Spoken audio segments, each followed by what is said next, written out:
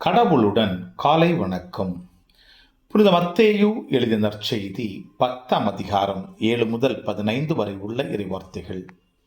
அக்காலத்தில் இயேசு தம் சீடரை நோக்கி கூறியது: நீங்கள் சென்று விண்ணரசு நெருங்கி வந்துவிட்டது என பறைசாற்றுங்கள்.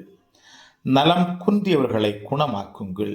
இறந்தோரை உயிர் பெற்றெழச் செய்யுங்கள். தொழுநோயாளரை நலமாக்குங்கள். பேய்களை ஒட்டுங்கள். கொடையாகப் பெற்றீர்கள், கொடையாகவே வழங்குங்கள்.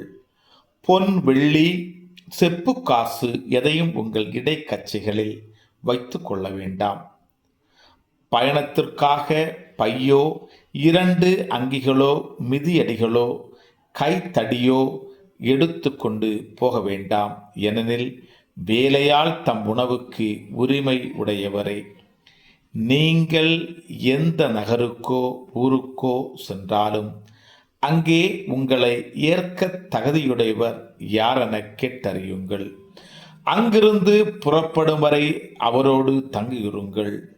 அந்த வீட்டிற்குள் செல்லும் பொழுது வீட்டாருக்கு வாழ்த்து கூறுங்கள்.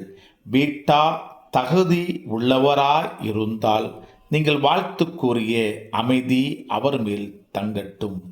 அவர்கள் தகுதியற்றவர்களாய் இருந்தால் அது உங்களிடமே திரும்பி வரட்டும். உங்களை எவராவது ஏற்றுக்கொள்ளாமலோ நீங்கள் அறிவித்தவற்றுக்கு செவி சாய்க்காமலோ இருந்தால் அவரது வீட்டை அல்லது நகரை விட்டு வெளியேறும் பொழுது உங்கள் கால்களில் படிந்துள்ள தூசியை உதறிவிடுங்கள். தீர்ப்பு நாளில் சோதோம் கொமோரா பகுதிகளுக்கு கிடைக்கும் தண்டனையை விட அந்நகருக்கு கிடைக்கும் தண்டனை கடினமாகவே இருக்கும் என நான் உறுதியாக உங்களுக்கு சொல்லுகிறேன். கிறிஸ்துவின் நற்செய்தி. இந்த நாள் இனிய நாளாக அமைய வாழ்த்துக்கள்.